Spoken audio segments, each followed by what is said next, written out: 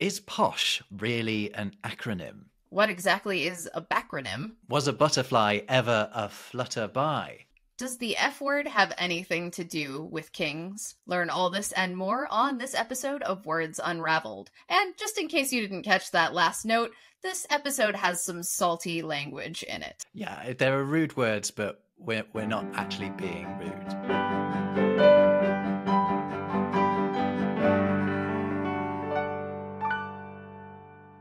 Welcome to another Words Unravelled. I'm Rob Watts from the YouTube channel RobWords. And I'm Jess, Zafarris, author of Words from Hell, Once Upon a Word, and Useless Etymology. And today we are going to dive into some etymology myths.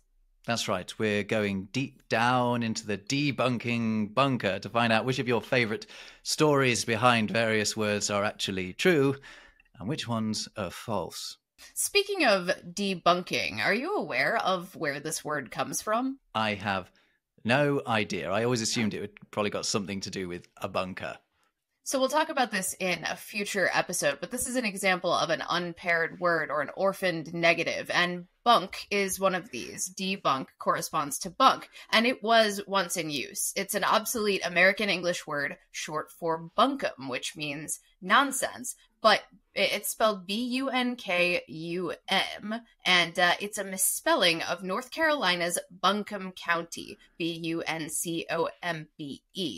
And apparently in 1820, a politician from North Carolina gave a long, boring, nonsensical speech to the U.S. Congress that he addressed to his home county of Bunkum. And in most cases, the D means down or away from, but in this case, it's an intensifier too. So add it to bunk, that nonsensical speech, and you get debunk. Not just nonsense, but complete nonsense. I remember the first time I heard the term bunkum. I was a school child and I reacted in the only way that a school child would, with a giggle, particularly because I misheard it as, the first syllable as bum, and then it becomes all the more hilarious. Anyway, that's a real etymology, right? But we're going to talk about some etymology myths, aren't we? Can I start off with one? Because there's one I want to get off my chest. What would you like to declare to be bunk? So, have you ever heard the story about the word posh and where that comes from? I think I've heard it before, but remind me, because I know it has something to do with abbreviations. Yeah, well, so there's an old wives' tale that this is a acronym, that it's not just posh, it's P-O-S-H, and that it stands for Port Out, Starboard, Home. So it supposedly goes back to when people were taking trips by boat from Britain to India, right? And only the wealthiest people on board would be given certain cabins. And those were the cabins that were the coolest in either direction. Those cabins would either be on the port side on the way out or the starboard side on the way back or the way home. So the story goes that the people that were going to be given these upper class cabins had their tickets stamped with P-O-S-H, port out, starboard, home. It is a lovely story and it is absolute nonsense. It sounds like one of those that sounds just a little bit too tidy and talesy to be true. So what is the actual origin of posh? Okay, so I would look, I mean, it's all very smug of me to say, and it's total nonsense. The main reason I'm saying that is because we've never found one of these tickets with P-O-S-H on it. But we also don't have a certain etymology for where P-O-S-H, posh, comes from. So it's not an acronym. It is a word, posh. And there are three possible explanations, I would say. So the first one is that there is an old word, posh, that was just slang for a coin, for a halfpenny, in fact. And it sort of extended in its use to mean just having money, right? So you can see how that could eventually end up meaning someone who has a lot of money. There was also a usage of the word posh from a couple of centuries ago that meant a dandy. And again, you can see how it's not a huge leap from a dandy to someone who is very wealthy. But another interesting explanation is that it comes from an Urdu phrase. So, I mean, I find this one... Yeah, it also feels like quite a big leap, a bit like the port out, starboard home one, but bear with me. And it's that it comes from the Urdu Safed Posh, which meant dressed in white. In other words, that means well dressed, so therefore affluent. What do you think of that? That's interesting. I mean, I think that logic is beautiful. I agree that it probably makes more sense to me for it to be, say, a cant term or slang, more from the Britain area. But you never know. And sometimes, especially, if it were related or used by sailors, then it could make sense that it came from a region where people sailed to. So I think that is interesting, and I like the different possibilities on that one. It frustrates me, but also like enchants me how often we have several viable explanations for a word's origin, and I love exploring all of those angles. It's amazing when you just think about the variety of different possible explanations, because what it reminds you of is the fact that our language has been developing for so long, and sometimes it has found different routes to end up in exactly the same place. Absolutely. It reminds me, Posh in particular, reminds me that there are so many false acronyms out there. People tend to want words to be acronyms when they simply aren't. In fact, acronyms weren't very common in English until, say, the mid-1800s or so, simply because that wasn't a popular trend at the time. It was mostly popularized by the business and technology world. There are a few exceptions, but not a ton. And I love that many of them tend to skew nautical. In fact, etymology myths in general tend to skew nautical. And another one that I've written about a lot is, and you'll excuse my French, but I did write the book Words from Hell, which involves a lot of naughty words. So we are going to talk about shit. Oh, I nearly fell off my chair there. Hold on. I know where that word comes from, right? It's as Germanic as they come, that word. So what other story are people telling themselves about it? So there is a rumor, and you'll see this one floating around the internet pretty regularly, but the rumor is that it is an abbreviation for ship high in transit. The myth has been around for a long time, nowhere near as long as the word shit itself, which simply used to be the word for feces in Old English, or it's ultimately a variation of that. But this false origin suggests that some types of manure had to be stored on higher decks when being shipped across the sea so that they would not get wet. Therefore, they were stamped with SHIT. Now, that one seems like an even larger leap, I think, than Posh, and it absolutely is, because we can trace shit back to its earliest roots. To its grim origins. I Indeed. Can well imagine sailors very deliberately creating that acronym, though, can't you? Mm-hmm. Oh, absolutely. Another one of these is the word tip. I remember a friend very proudly telling me once that TIP was an acronym, and it was for To Insure Promptness. And my riposte at the time was, well, it would be To Ensure Promptness, wouldn't it? It'd be TEP, although actually insure and ensure are, etymologically speaking, exactly the same word. So I wasn't right about that, but I was right that it was BS, let's just say. I don't know why I just held back from saying the word shit. We've already said it 5 times. But anyway, we don't necessarily have a better alternative explanation for where tip comes from, but it's probably something along the lines of, tipping something towards someone so that they can take it. Maybe like a tap in the hand with a coin or something like that. Yeah, exactly. That's, I believe, also the deal with, I want to say tag is also sometimes said to be an acronym for touch and go, like the game, which makes a lot of sense. That one is satisfyingly sensical, so to speak, versus some of these others that are absolute nonsense.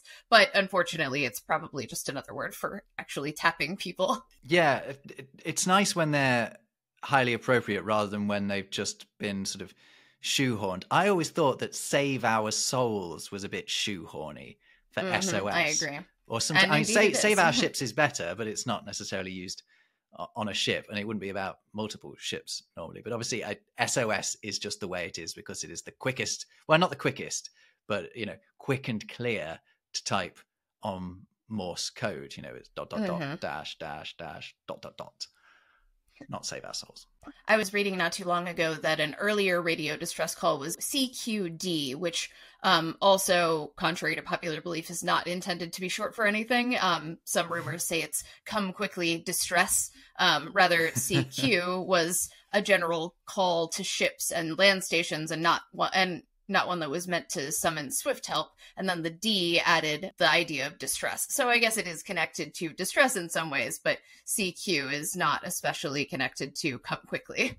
I think you're really pushing it when you're starting to work punctuation into the phrase like that one. Absolutely. I'd say the most ludicrous one I've ever heard, and I saw this one going around on TikTok, and I could not believe that anyone actually believed it, but it was newspaper. News and newspaper. I know the one about news, but wait, what, the newspaper as well? That's right. So the true origin is just that it's short for new things, and earlier the French term nouvelle, which means the same thing, was used in much the same way. News is new information. But there are various claims, none of them true, that include the notion that it stands for notable events, weather, and sports, or north, east, south, and west. Or to explain the entirety of newspaper, some have claimed north, east, west, south, past, and present event report, which is hilariously inaccurate. Do you think people have genuinely believed that one? I have seen plenty of people on the internet who surely seem to, but I don't know that any etymologist has ever done so. Why would you take that explanation over the fact that it's clearly made of paper and it's got news on it? Yep. It's paper with new information on it. That's the end of the story. It's not as interesting as one might hope, but it does make sense. Charles Dickens is credited with creating one of these acronyms.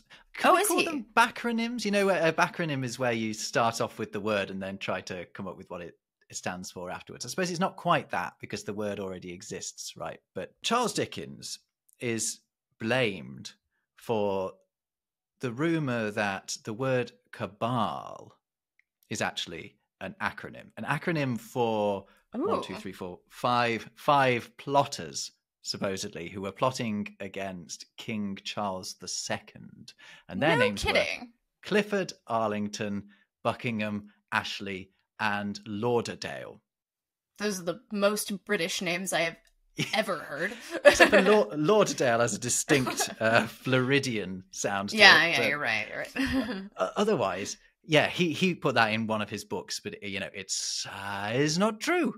Charles Dickens is leading us on with that one. The term has been around for a very long time. It probably comes from a Hebrew word, Kabbalah, which means received or received law. It's a bit of a jump to get from there to the idea of a cabal, but nevertheless, smarter people than me say that's where it comes from.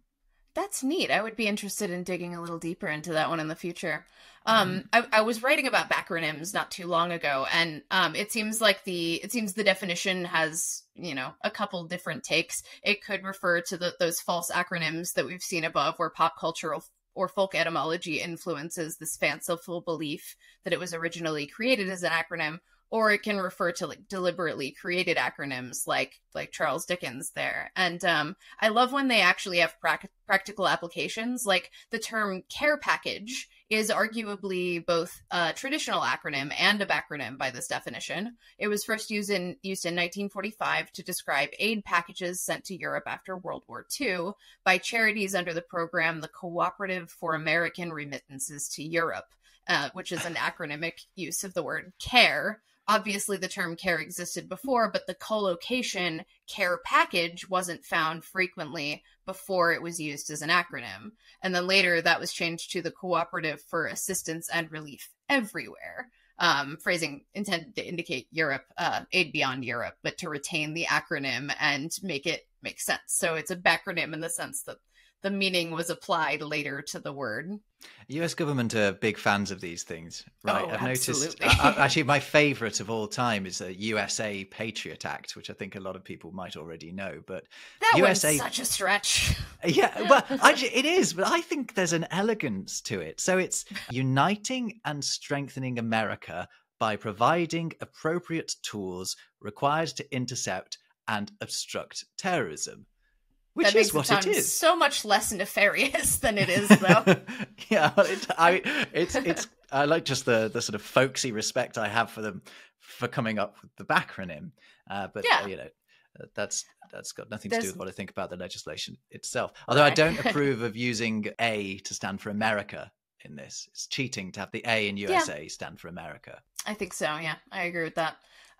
One that I actually do like the message and the meaning behind is Bison, which is the U.S. Geological Survey's biodiversity information serving our nation's species, which is a program for keeping track of and protecting species, including the American bison. Oh, yeah. No, full marks for that. Yeah, Fully I think that appropriate. one's very nice. Love it.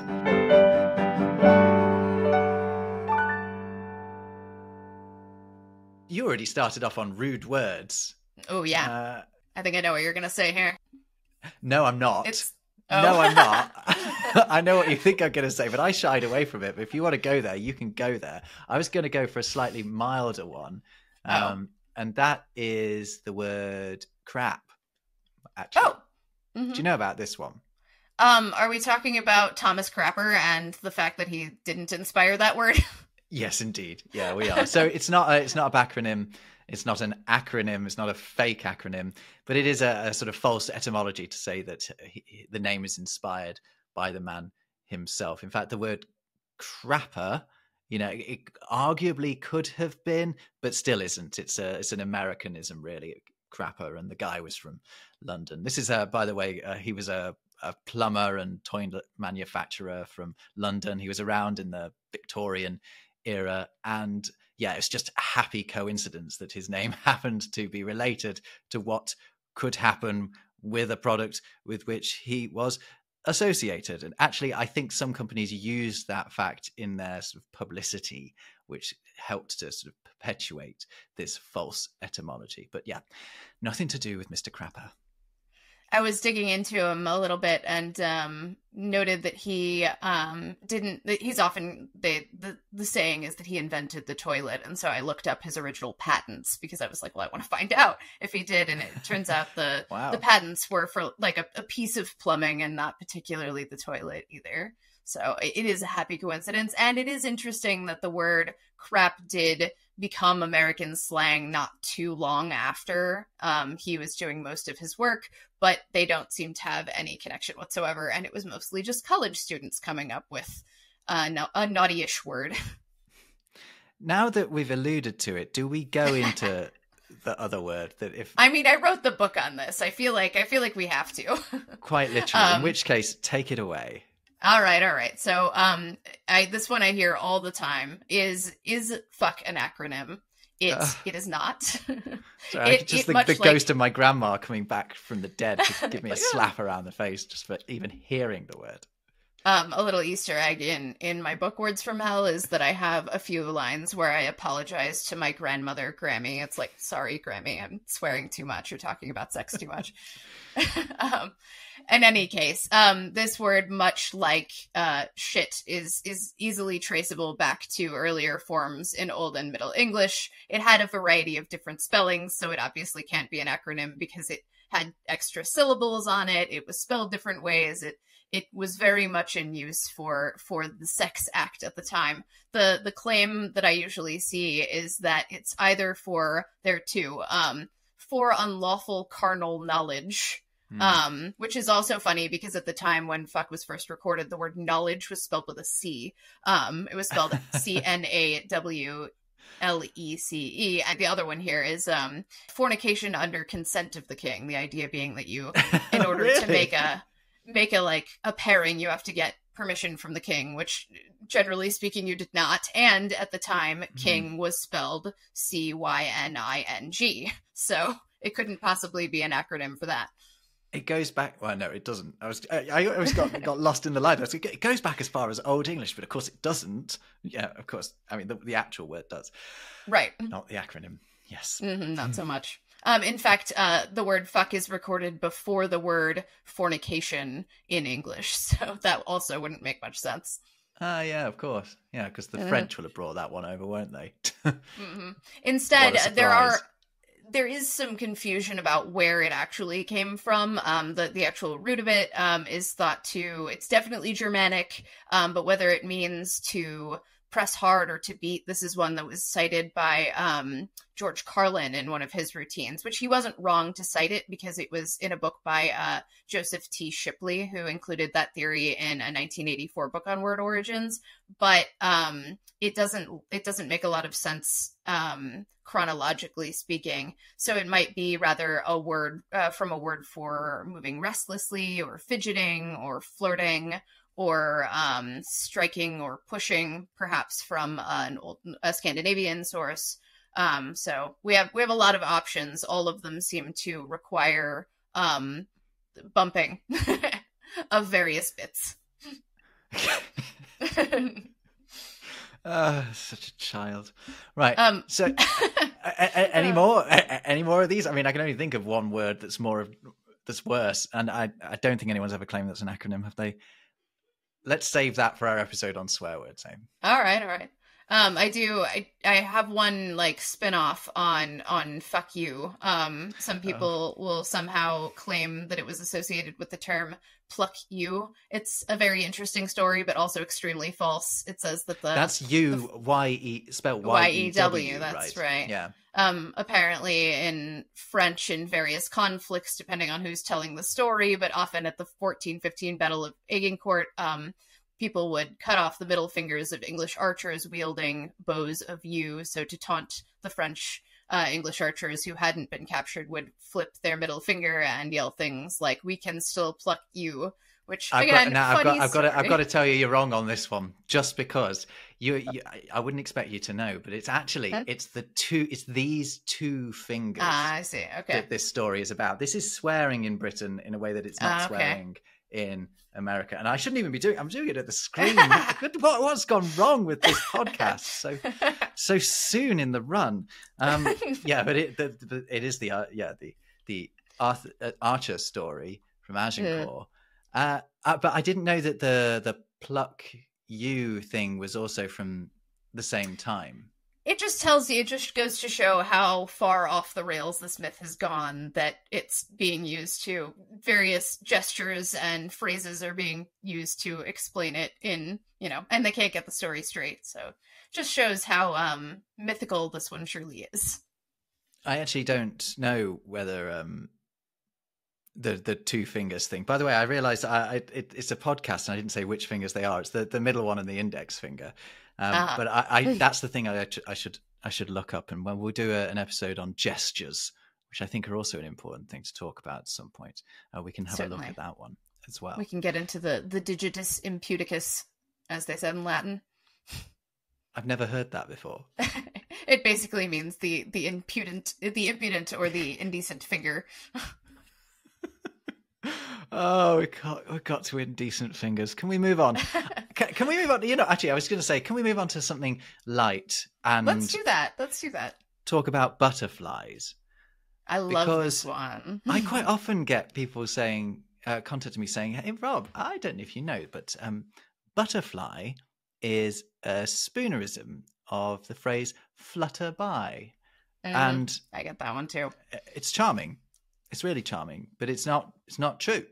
It's actually a word we've had since Old English, and you can compare it with other Germanic words. Like in Dutch, they had the word botervlieg, which just meant butterfly. But the Dutch had lots of names for the same fly, because it is a fly, I think, right? They used to call them butterflies. They used to call them butterwives. They would call it a butter witch as well. And we're back here again. They would call it a butter shite. Do you know why they would call it a butter shite? I've heard this one. Does it have to do with either the fact that they ate butter supposedly off of people's windowsills, or that their excrement looks yellow? It's both of those things, indeed. Excellent. We don't know which one it is. Yeah, but their excrement does look like butter. I've never tasted it, but it does look like butter. Please don't. I wouldn't recommend it. Can you imagine how many butterflies you'd have to get through just for one slice of toast? There's no point. Now we're going there. So I have one here, just to kind of bring it home. I often hear that slang is short for shortened language, which that's a common myth. There's no historical record to indicate that was ever true. And it also doesn't qualify for a few reasons. First, slang terms aren't necessarily shorter than the terms they replace. Take, for instance, Cockney rhyming slang like raspberry tart and short for fart, since clearly we're on this recurring thread. And then some slang terms crop up without precisely replacing or shortening things. Like the term, I hate myself for saying this, but the flash in the pan Gen Z term chuggy, supposedly coined by a student in 2013, describes people, especially millennials, accused of being slightly off trend and sporting passé fashion.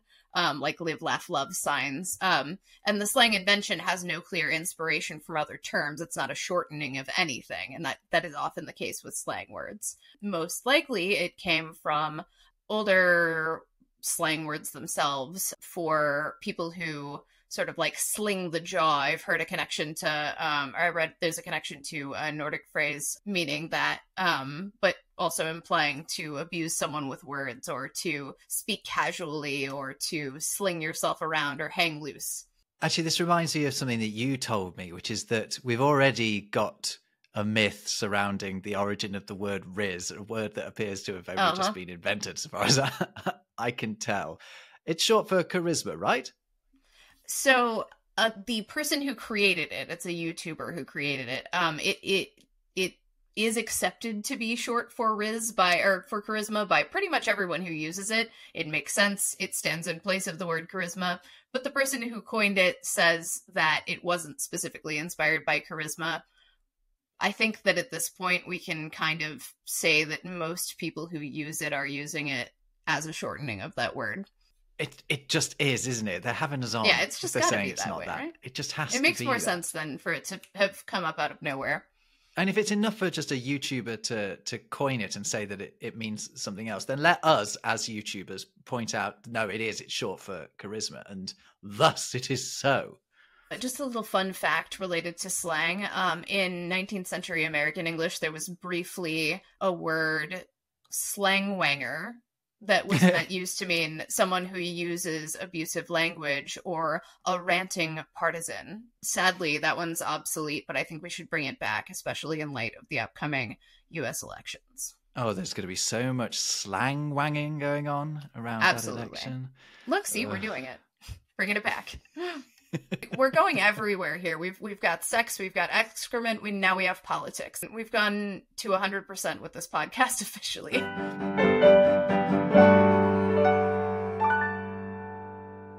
We should talk about folk etymologies. Right? Oh, absolutely. So I'll just briefly explain what a folk etymology is, and then we'll give some examples. But a folk etymology is basically where a word itself has changed to fit a false idea of its origin. And there are many more of these in our language than you might think. Cockroach is a really good, simple example, right? It comes from the Spanish cucaracha, but English people couldn't quite make sense of what that word was, English speakers. So they had the word cock and they had the word roach, and this kind of was like a roach.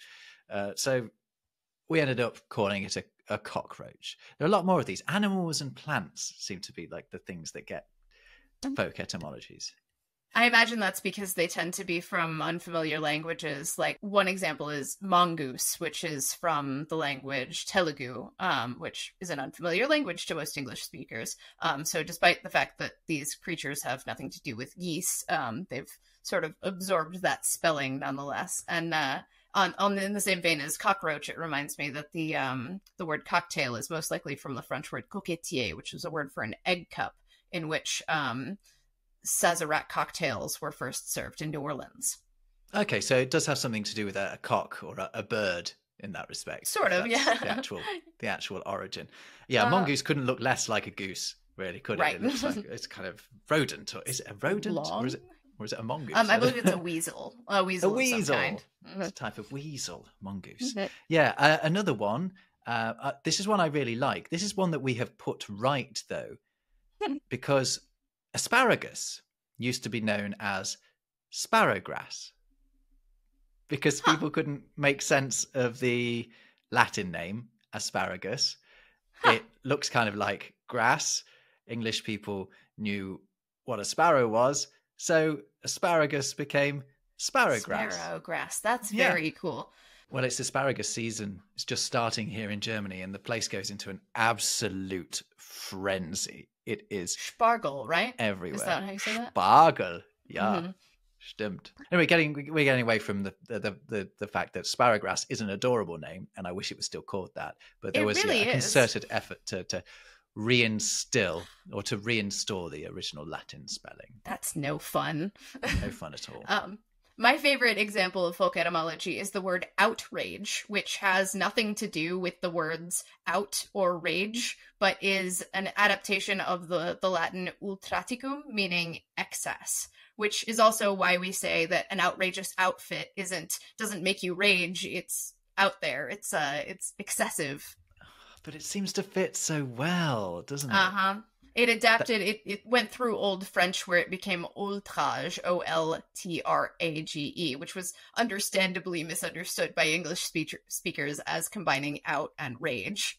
I was reading a Middle English text, as one does, the other day, and that had the word in it. And I wasn't sure whether I was supposed to pronounce it outrage or outrage. I was wondering when it turned into an ow sound instead of an oo sound. Because that's when the problem starts, isn't it? And that sounds like a vowel shift shenanigan. I'm sure it is. The blooming great vowel shift. Responsible for so many of our problems. Another one, Jerusalem artichoke. You know about this one? Oh, I've heard this, but I don't remember. Well, I mean, it's just a total mess, Jerusalem artichoke, because it's obviously not from Jerusalem, and it's not even an artichoke, the Jerusalem artichoke. So the Jerusalem bit comes from an Italian word for a sunflower, the Italian word for a sunflower, because a Jerusalem artichoke is a type of sunflower. It's a sunflower root, and the Italian for sunflower is girasole. Again, I think I keep pronouncing Italian words with a Spanish accent. Sorry. Sounds like Jerusalem. That's interesting. Yeah, exactly. Again, it's just people making sense of an unfamiliar word.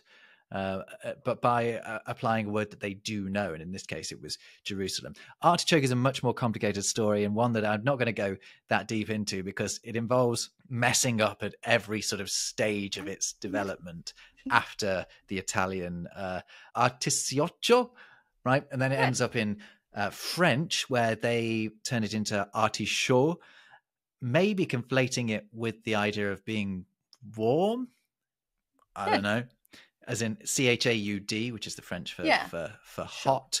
And then, it ends up in English as an artichoke. Sometimes it's a heartichoke because I guess there's a lot of nutrients in the heart of an artichoke. That's the best bit, isn't it?